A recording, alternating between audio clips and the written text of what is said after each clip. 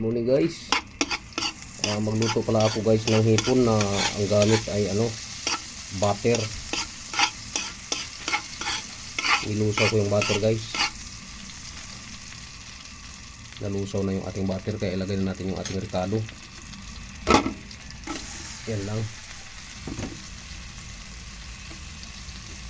Yan lang yung ating ricado guys. Dalawang klase lang. Bawang sibuyas lang po. Antay ko lang mag-aromatic ang ating sibuyas.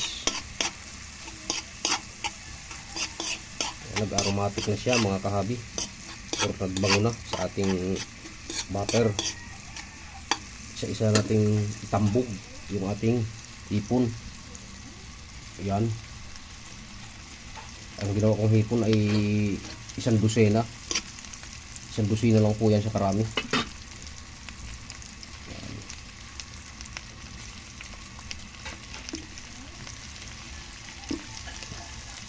Sangag sa butter na hipon. So guys, 12 piraso lang po yung ating materialis na ginagamit. Hintayin natin sa magpula at manood sa loob yung lasa ng butter bago tayo mag-add ng kunting iba pang sangkap or bubudburan ko yan mamaya guys ng pamintang durog. Balikan namin kayo mamaya mga kahabi. Good morning po. Ayun na. Yun. Ayun na mga kahabi. Sarap na lang ito. Lagyan ko ng butter lang pinaluto natin guys. Nagtutubig na siya. Tingnan mo naman yung sabaw niya, dilaw. Luto na mga kahabi.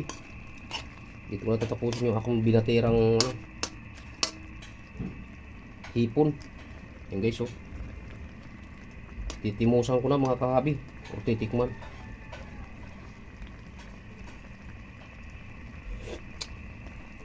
Sarap guys. Dito na magwawakas ng aking video. Maraming salamat sa inyo. Good morning sa lahat.